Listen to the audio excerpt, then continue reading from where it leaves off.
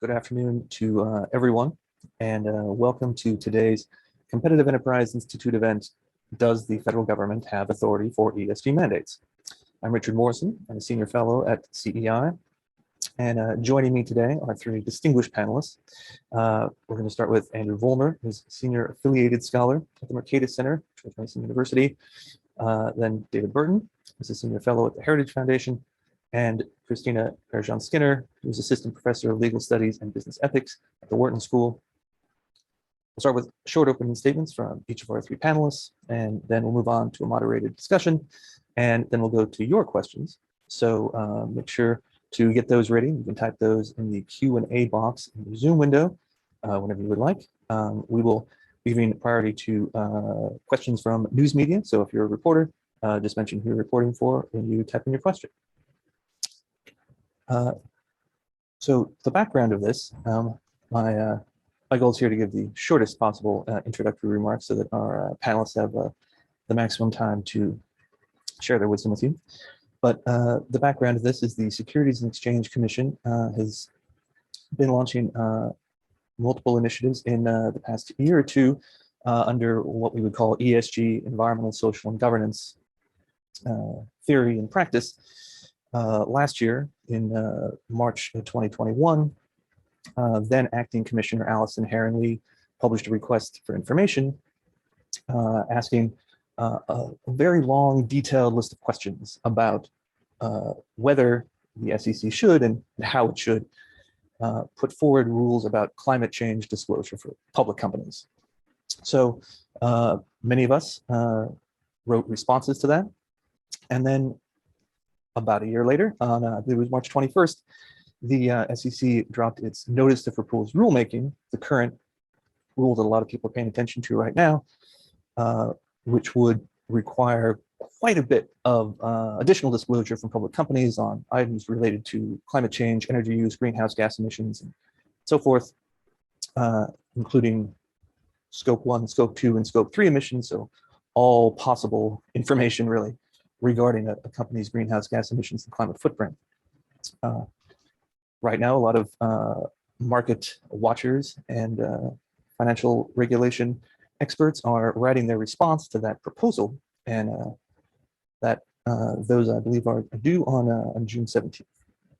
So we are in the middle of considering one major proposal from the SEC, but there are also other federal agencies that have quite a number of climate-inspired policies, including the Federal Reserve, which Professor Skinner will talk about, the FDIC, the OCC, many agencies, in part responding to President Biden's all-of-government approach to climate change and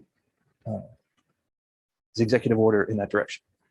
So with that to situate us, we can go forward to our first panelist, Andrew Vollmer. Andrew. Well, thank you, Richard, and thanks to Competitive Enterprise Institute for holding the panel and including me. I filed two comments with the SEC. The first one is the one I'm going to discuss briefly now, and that is my point of view that the SEC does not have legal authority to require the climate change disclosure rules that they've proposed. I filed a second comment fairly recently, a week or so ago, arguing that the proposal is not wise as a matter of public policy. So it includes a variety of other points. And so if you're interested in pursuing either one of those two comments in detail, they're on the SEC website. So today, I'd like to stick to my first comment, which was that Congress has not given the SEC legal authority to require the climate change disclosure rules. And as I thought about it, I decided to try to consider how a reviewing court would approach the question. And so I looked at the Supreme Court's normal, straightforward method of determining an agency's rulemaking power, and I examined the statutes that give the SEC power to require companies to disclose information. Those statutes do not give the SEC a general power to require corporate disclosures or to order disclosures to satisfy investor demand.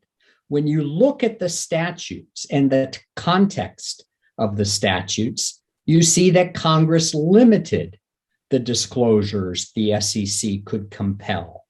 The statutes restrict the SEC's disclosure power to certain company-specific subjects: the nature of the business, the terms of securities, descriptions of directors and officers, and there's a great deal of emphasis on financial statement information. The legislative history confirms what the statutes say. Two important reports from the House of Representatives, one for the Securities Act in 1933 and one for the Securities Exchange Act in 1934, say that the restrictions on the SEC's ability to order disclosures were deliberate. So, for example, the House report for the Exchange Act said the bill was not to give the SEC, quote, unconfined authority to elicit any information whatsoever, end quote. The SEC's proposed climate change disclosures are different from the statutes that the SEC currently uses to require disclosures, and they're different in several significant ways.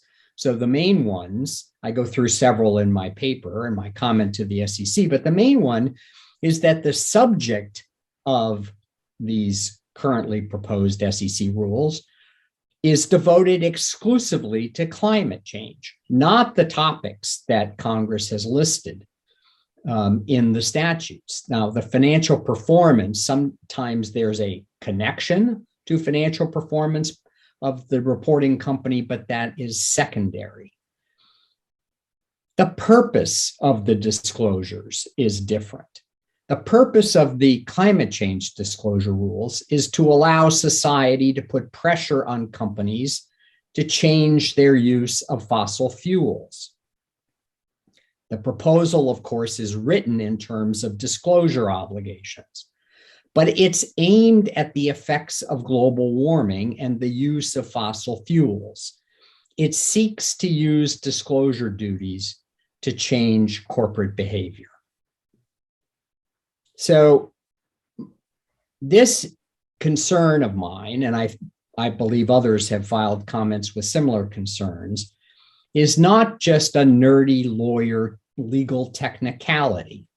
It's fundamental to the US system of government.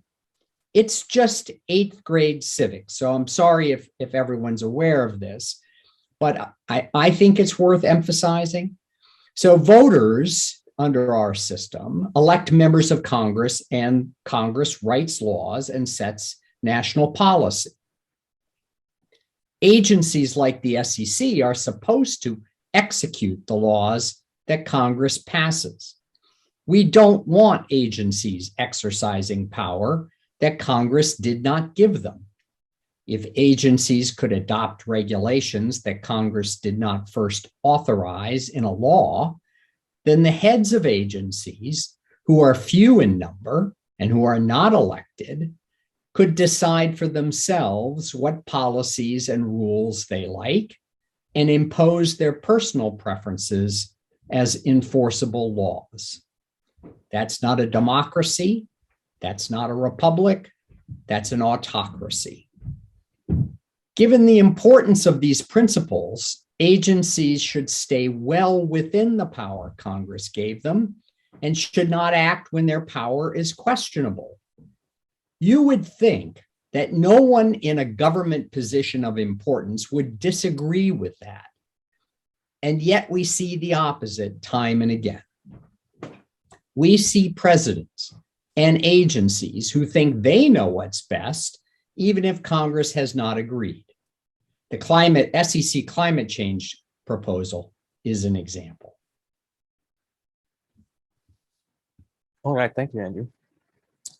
Strong words, and I think maybe we could all use some 8th grade civics here in Washington, D.C., perhaps an occasional remedial course.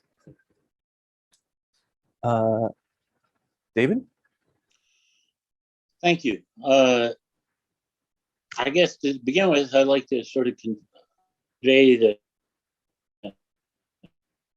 basic idea that everything the SEC has ever considered, if anything like this proposed rule is actually promulgated, it will be the most destructive rule in the history of the Commission. And I would direct everybody to the Paperwork Reduction Act Table 4. And there's two sets of numbers there that people probably have not focused on, but probably should focus on.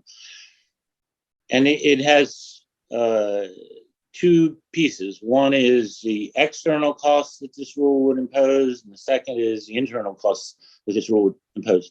So if you take the cost of every rule promulgated by the Securities and Exchange Commission from 1934 to today, they estimate the cost of that at $3.9 billion.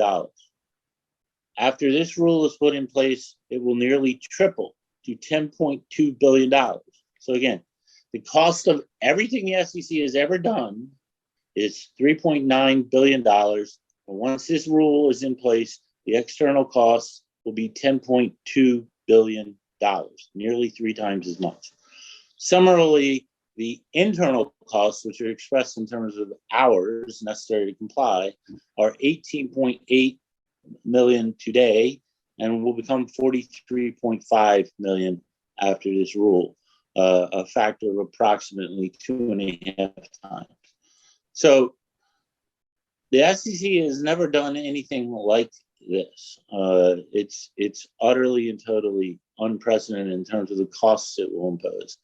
Now, if you go and look for their analysis of the benefits that will accrue as a result of the rule, you'll go looking in vain for any quantitative estimate of the benefits.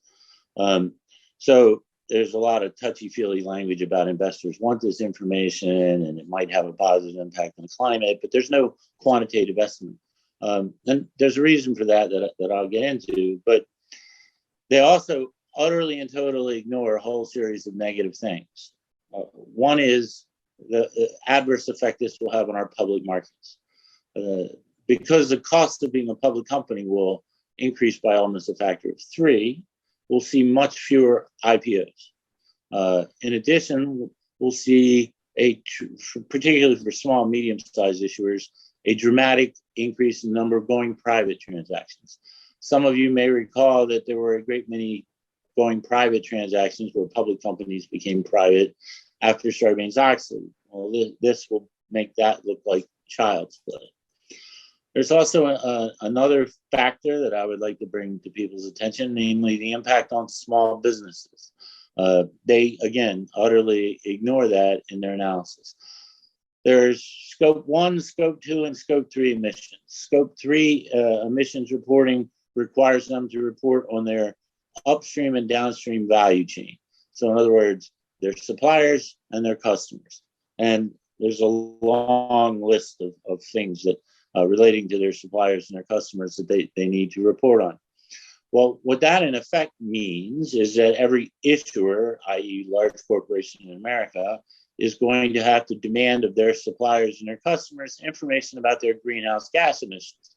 So it's going to become a mandate by large corporations to their small business supplier customers that they provide them with this information. Since they're required by the SEC to report on their downstream and upstream greenhouse gas emissions, they're going to have to get that information somehow. The only way they could possibly get that information is to ask or demand that their customers and suppliers provide them with the information. If they don't, then it'll be, utterly and totally fictional as opposed to merely a novel.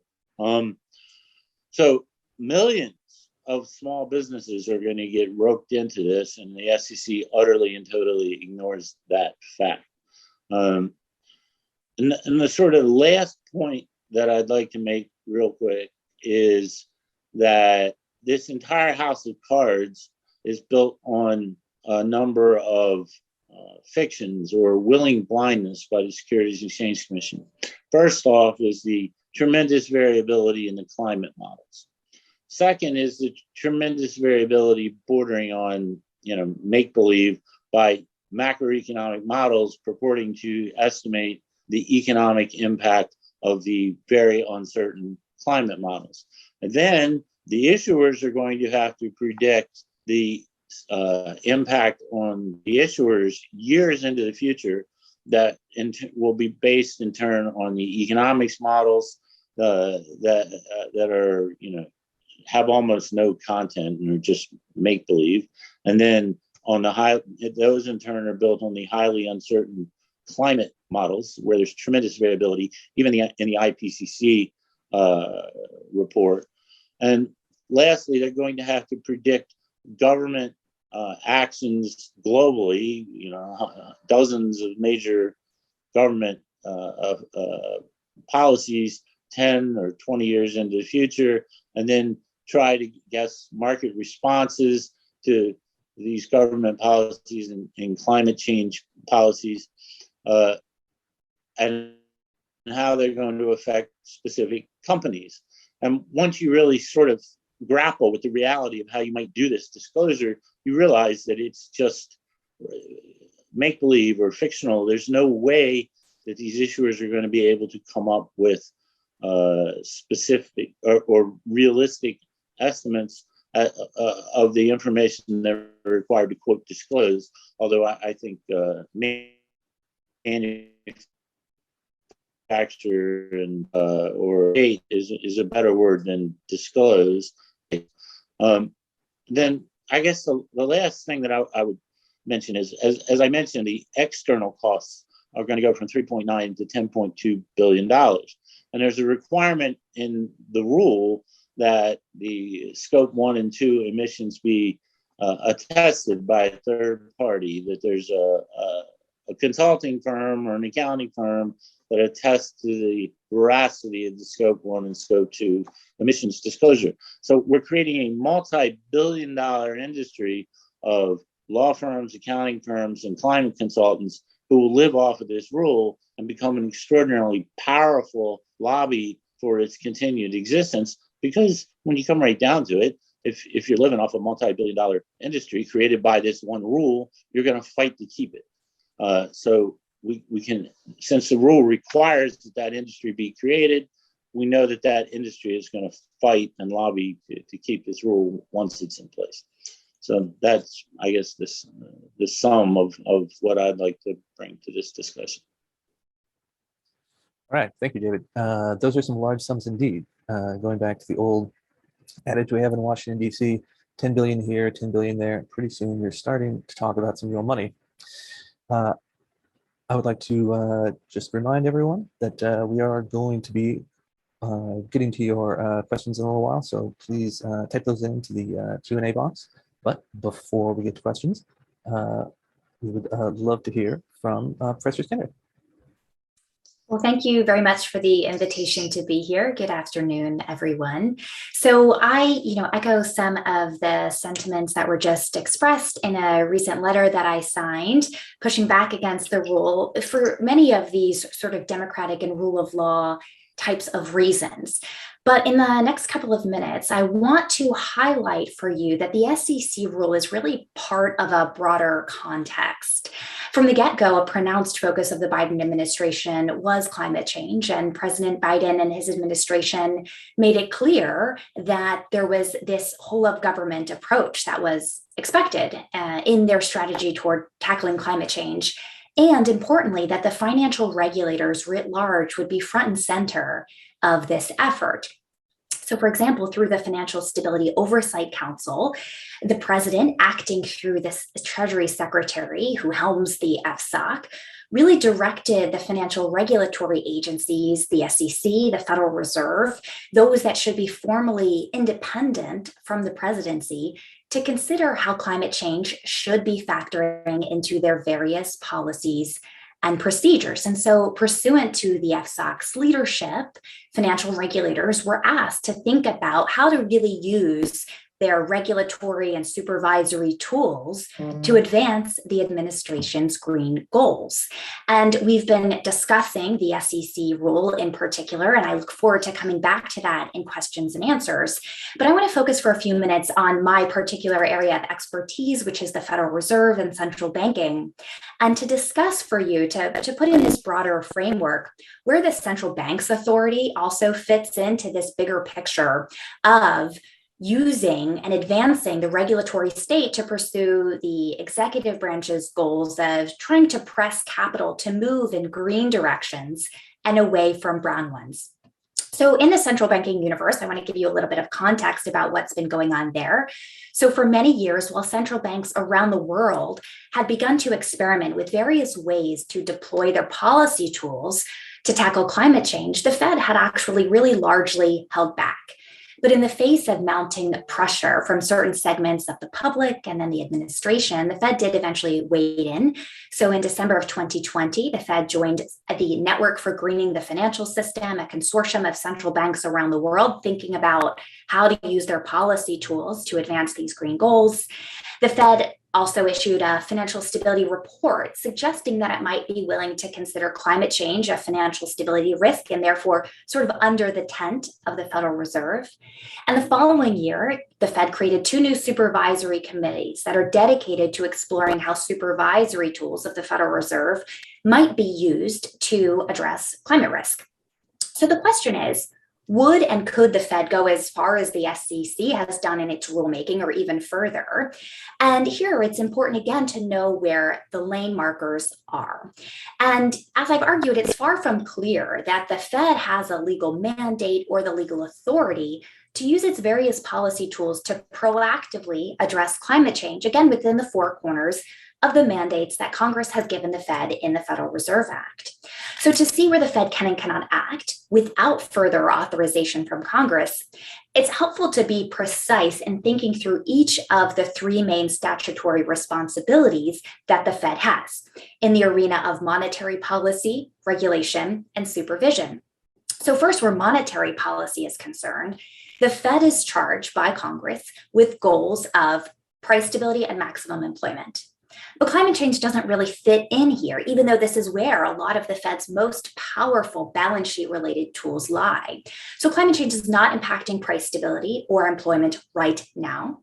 And although the Fed's monetary policy might sometimes trail developments in the economy, it doesn't chase or anticipate changes to price level. Congress just didn't delegate to the Fed the power to do that manner of predictive work. Now, the Fed is also a bank regulator, and here in some ways it functions more akin to the SEC, and it has the power to set capital requirements and to do so, especially in regard to those financial institutions that could pose some kind of financial stability risk given their size and mix of activities. And some have suggested that this regulatory authority could be used to try and move dollars away from brown businesses. But it's very difficult, at least in the case of US bank holding companies, to demonstrate that financial stability risk is tied to climate change, at least not in the way that Congress used that term in the Dodd-Frank Act and the way that we've collectively been using that term in the past 10 years. Because risk to financial stability, risk to the financial stability of the system overall, really come from some kind of credit risks that's lurking on big banks' balance sheet, that if and when those credit risks materialize, it so damages these big bank balance sheets that their solvency comes into question. Now, this, of course, is essentially what happened in 2007 and 2008 in connection with residential mortgage products. But US banks are so geographically and sectorally diversified that it's very difficult to see how any kind of physical manifestation of climate change can pose a solvency risk. Now, regarding transition risk, the other climate-related risk that's discussed, these kinds of policy changes would have to be so sudden and so sweeping, so abrupt that huge swaths of corporate America and American households just couldn't plan or adapt. And that seems very unlikely to happen. And ultimately, what really matters is that if we examine banks' balance sheets, we can see that the bank's exposure to big carbon producers is a small portion of their balance sheet. In the largest US banks, their wholesale loan exposure to these heaven carbon producers is 7% of their balance sheet at the top range. and as low as 2% of their balance sheet. And we know every day that banks are even voluntarily moving away from certain businesses. And meanwhile, the bank's equity capital is 2 or 3 times that amount. So of course, this analysis is specific to US banks, but it does go to show that the hook of financial stability risk, like some other hooks like reputation risk in the past, could balloon in a way that is not consistent with the actual risk that banks are facing. So then there's supervision. Now, the Fed certainly has legal authority to supervise banks for all manners of credit risk, including climate risk, to the extent that that's a bona fide credit risk for a given asset. But there are really important due process questions and concerns that arise. So given how inherently opaque bank supervision can be, there's always the risk that the line between an identifiable credit risk becomes blurred with some kind of version to borrowers' business lines. And then legitimate supervisory actions can cross over into politically motivated ones. And the risk of this improper supervisory pressure exists with all of the bank regulators, including the OCC and the FDIC, not just the Fed. So I'll stop there, and hopefully that was helpful in having some comparison between the Fed and the SEC and what's going on in the conversations around capital allocation in connection with the government's green agenda. Yes, thank you, Christina, for giving us that wider look. So I have a few topics here I would like to get the panel's response to before we get to those questions from the audience. Please keep putting those in the Q&A. So feel free to any of the panelists to jump in if you want to address one of these. Not everyone needs to address all of them. But one of the questions here, so we've already talked about how there are significant questions about whether the SEC actually has proper statutory authority to put forward a rule like the proposal that we're looking at now. But the other sort of question of that, which David sort of hinted at, which is, even if it were justified, would this be a practical, reasonable rule to implement in the first place? So the SEC says many times in its proposed rulemaking that they want to generate, quote, comparable, consistent, and reliable disclosures.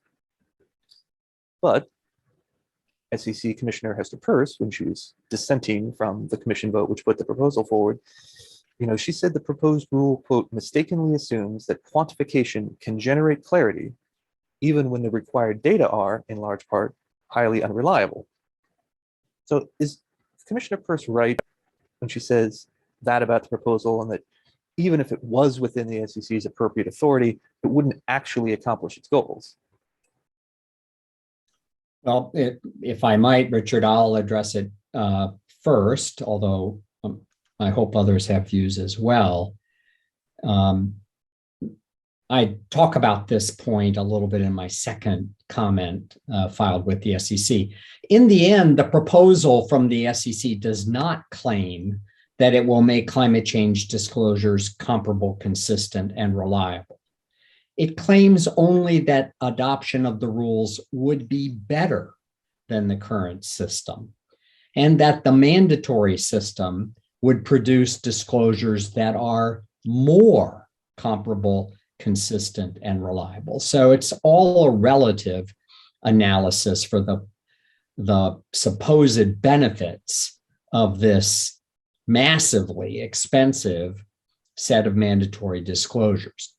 But even the comparative, even the notion that the mandatory standardized sets of disclosures would be better or more comparable is a weak claim.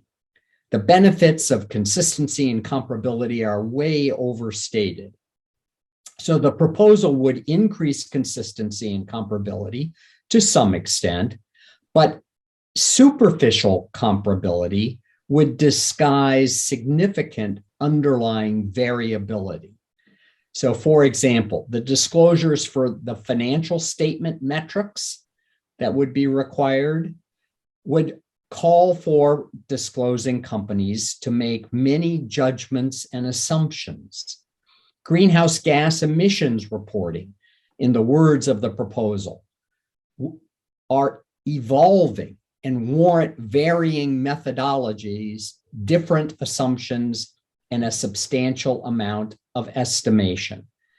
So These are reasons to be skeptical of the SEC effort to achieve consistency, comparability, and reliability.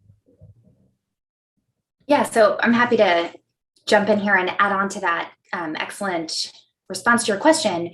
So, I mean, if we think about the SEC's goals, right, there are sort of its stated congressionally given goals, which surround investor protection, fair and efficient markets, capital formation. And then there's perhaps the sort of unspoken goal, as we discussed, of sort of greening the financial system or contributing to that goal. And I don't think the rule serves any of those express or unstated goals. So in terms of investor protection, I mean, we can see how the rule would give rise to conflicts of interest between managers and shareholders, both in banks and funds. And I'll try to elaborate on that a little bit later. But it also, I think, is likely to create market inefficiencies and distortions, which disserve both the unstated green goals and the SEC's actual goals.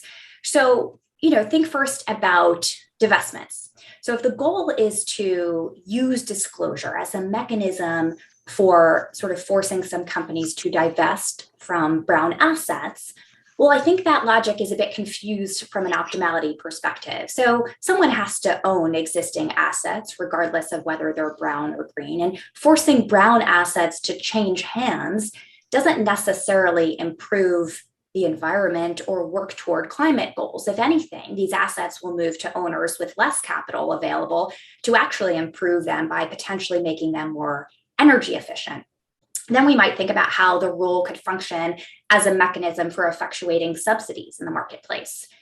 But forcing the market to subsidize companies before certain technologies are commercially viable and generating these sort of artificial risk premia for brown companies before we actually have the transition technologies in place, well, that isn't efficient either.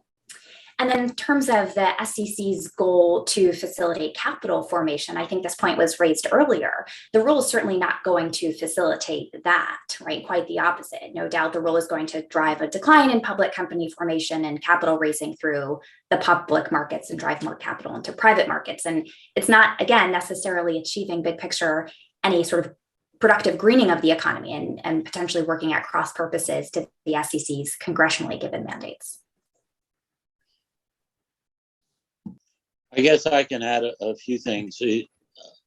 There is, if you look in the actual proposed CFR language, a whole laundry list of things that companies need to generate. And on the sort of 30,000 foot level, there'll be some more consistency, but there won't be any factual or real consistency whatsoever, in the sense that everything will depend on what climate model you pick, what economic model you pick, what risk modeling software you pick, what accreditation provider that you pick, what series of non-SEC rules you choose to follow. So there'll be tremendous variation depending on a whole series of choices made in putting together your disclosure document.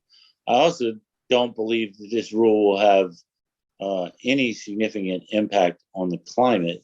The securities laws are a very bad way to police environmental externalities. And have an extra dozen pages in your 10K or 10Q or what have you, complying with this rule isn't going to reduce greenhouse gas emissions to any material degree. But then the last point is, Andrew talked a little bit about the SEC's mission, but this rule is really at cross purposes with its statutory mission. It is going to reduce capital formation. It is going to make our markets less efficient. It's not going to protect investors if you adopt anything other than a highly progressive view of what that means, because it's going to end up reducing returns and increasing costs and making it more difficult for investors to invest and sell the securities in the secondary markets. So this, all of this is for a rule where the SEC doesn't even pretend to quantify the benefits, and the reason they don't is it can't really be done. I don't believe when you end up doing a cost benefit analysis, this even comes close to meeting a cost benefit analysis. All right, thank you, David. I'll hand it over. So one of the other ostensible reasons that the commission is going forward with this proposal is that they say that investors are demanding this information and that investors are unable to make informed decisions without it. But is this really something that most individual investors in general want to see? And is this perhaps in the interest mostly of a small handful of large asset managers who would prefer all of the public companies out there to have to shoulder the cost of the ESG and climate research they would otherwise have to do themselves? Let me discuss that real quick. The two proxy advisory firms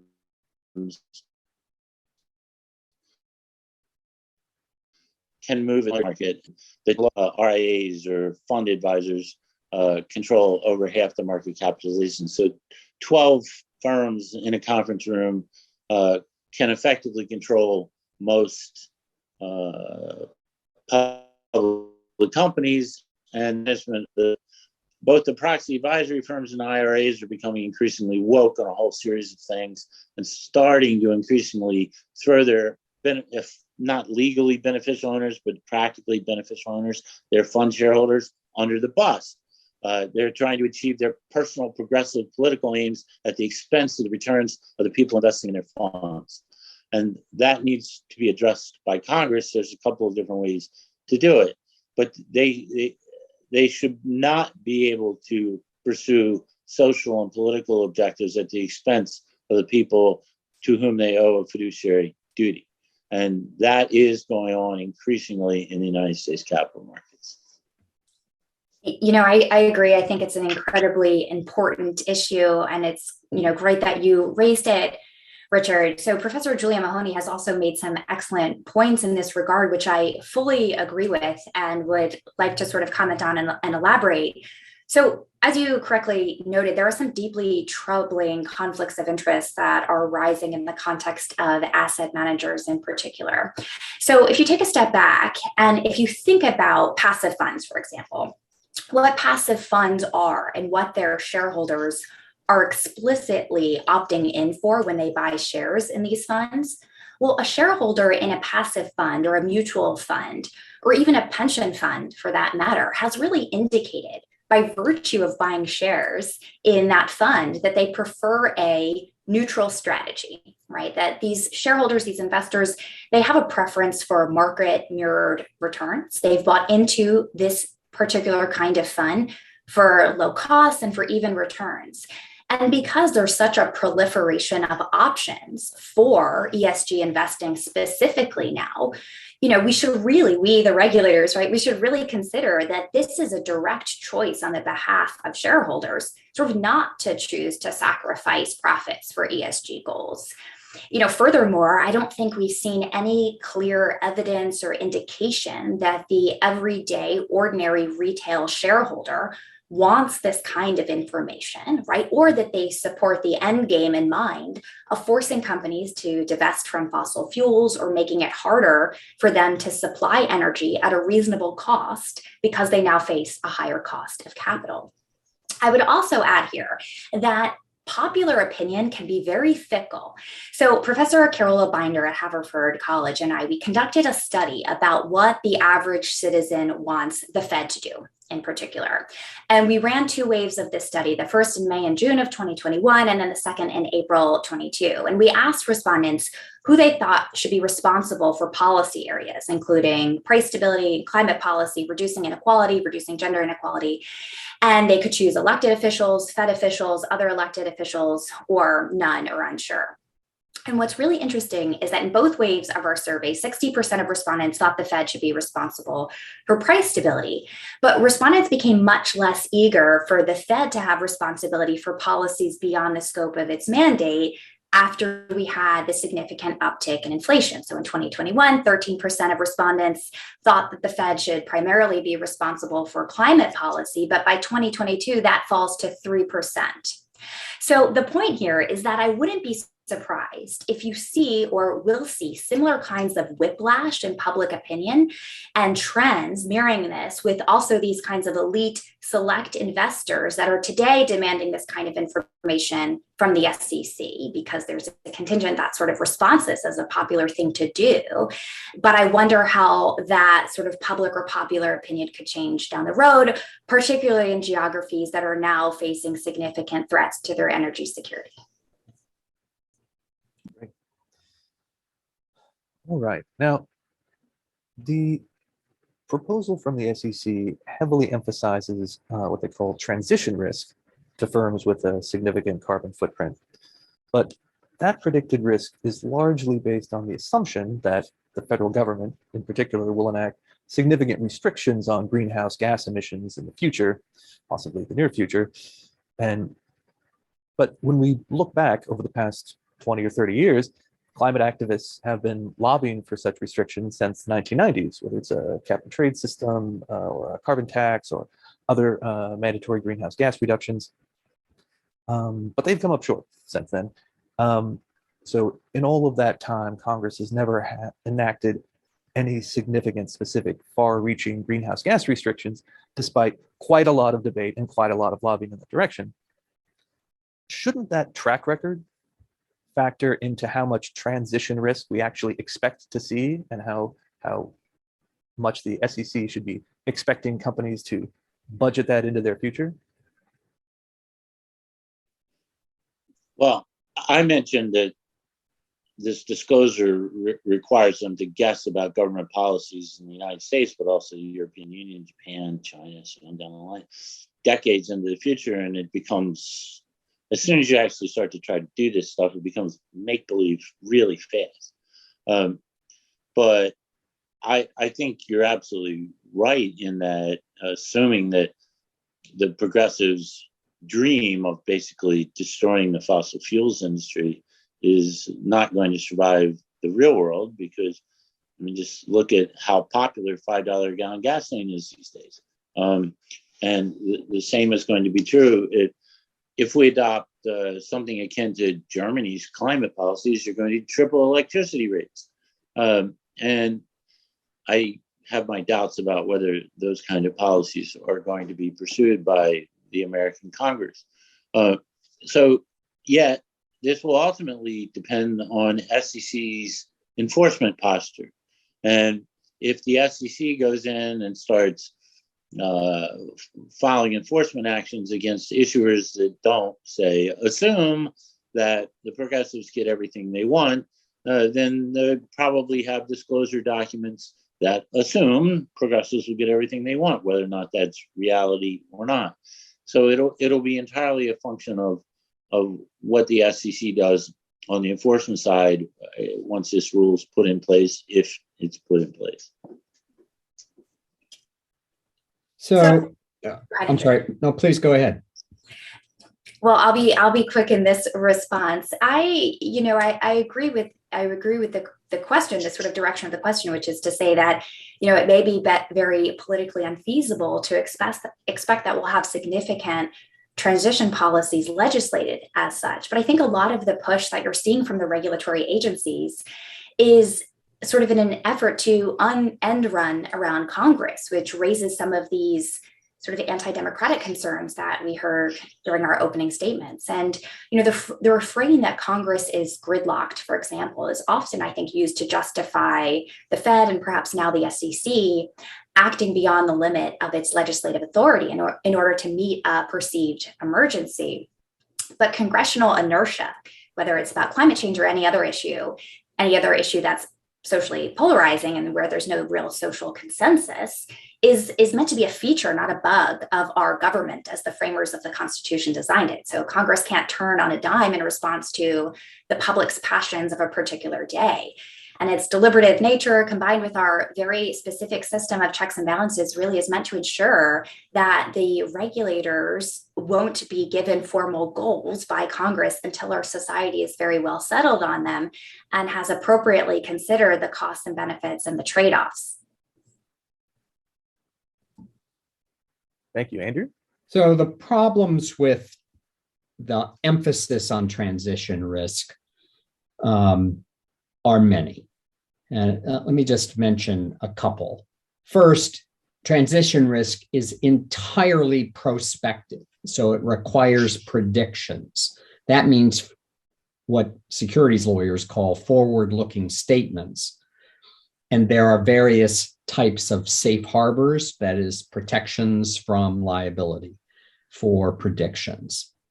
Second, there's nothing to distinguish global warming or climate change concerns from almost any other major public policy area in terms of transition risk.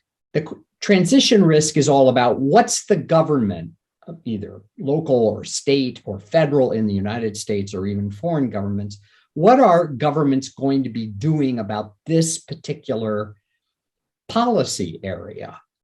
That's what transition risk is all about. And so I don't understand why is it that transition risk in the climate change area is so distinctive to warrant a special set of disclosures. There are other problems with it too. So the question of transition risk, as David has pointed out, is the chance that governments or customers or some others are going to take action in the future that affects the disclosing company's profitability, revenue, expenses, that sort of thing. And we don't know. And as Richard, as your question raises by itself, we're not sure about that. Now, the way securities lawyers analyze that is in terms of materiality, because the Supreme Court has made clear that when you think about future, oh, sorry, this is my steady stream of junk calls. Can you give me just a moment, Richard, or do you want to go ahead? Sure, no problem. Well, I think we can transition to let me questions. just add 10 seconds to where he was starting to go with materiality. Under current rules, any climate change oriented effect that is material to the financial outcome of an issuer must be disclosed. So the only purpose of this rule is to, in effect, require the disclosure of information that would not be material to the financial outcome of the company. And there is some SEC guidance right now that if climate change related factors are material, it has to be disclosed. So this rule is really somewhere between requiring the disclosure of non-material information or redefining the concept of materiality, both of which are highly dangerous. Yeah, right. So I agree with that. And not all of the proposed disclosures need to be material, as David was saying. So disclosures of scope 1, scope 2 emissions do not need to be material, and every reporting company needs to make them. But other sorts of risks or disclosures are connected to materiality in the proposal.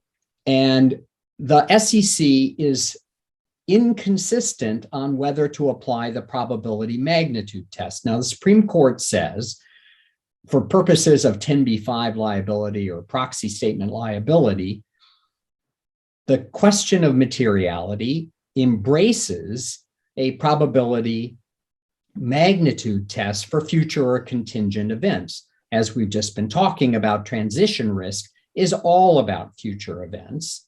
And therefore, if the probability magnitude test applies, and by the way, there's some ambiguity about that, so that's an uncertainty that the SEC needs to clear up.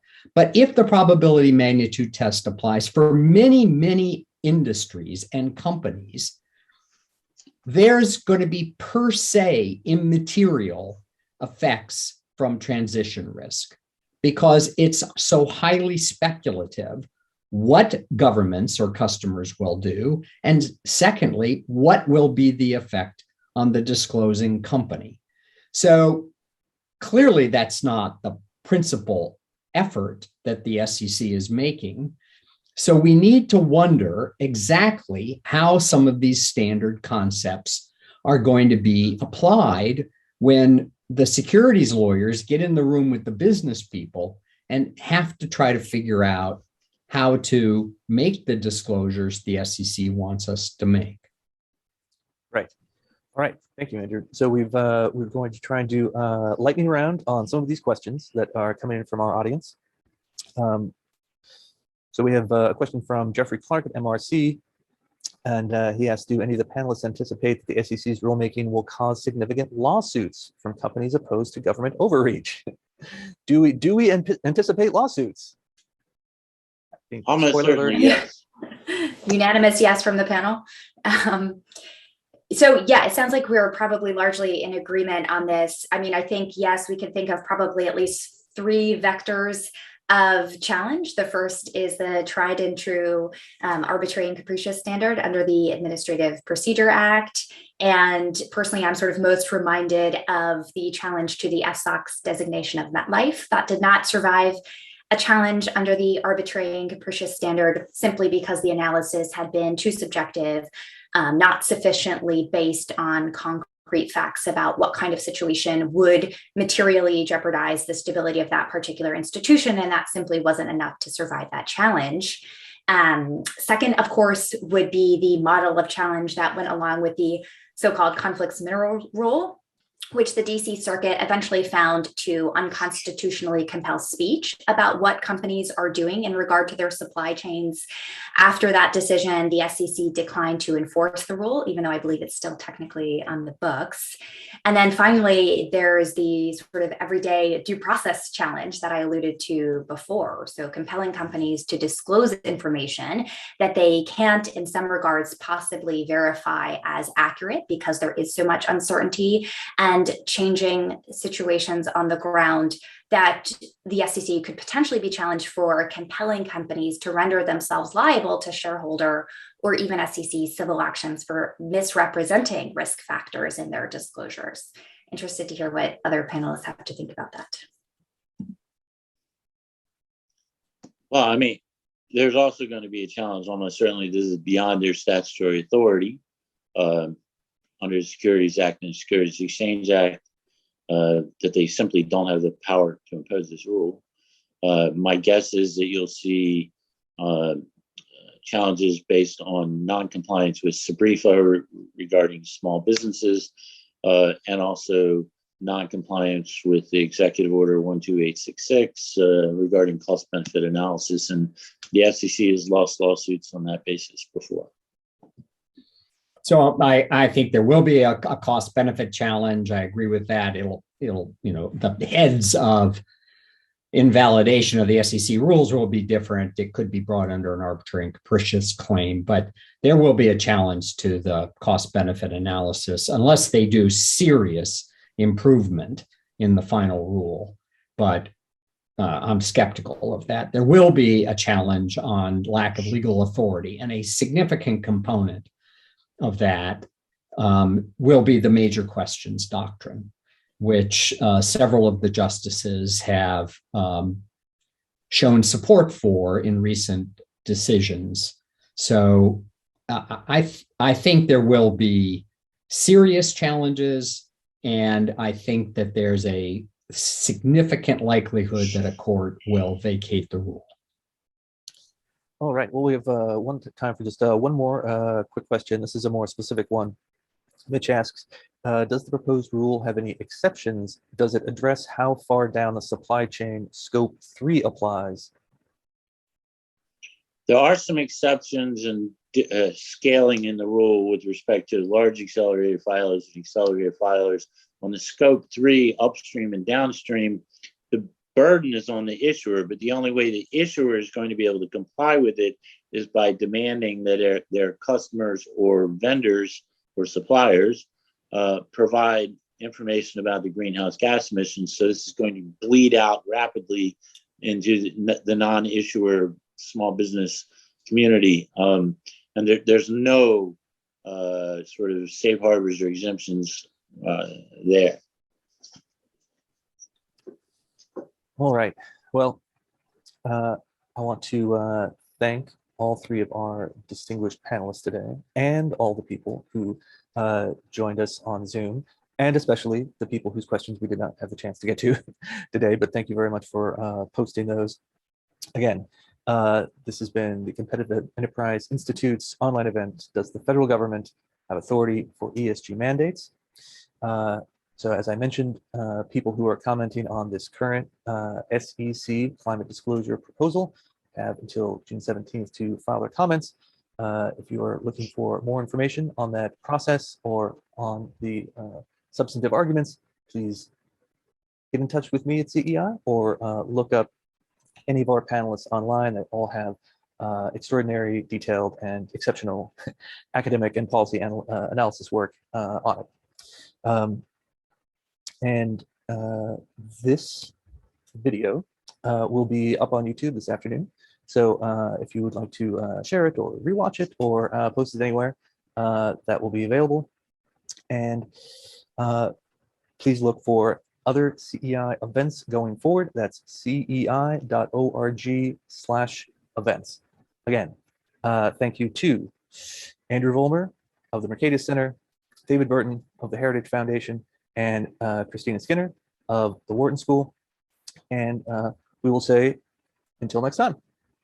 Thanks, everybody.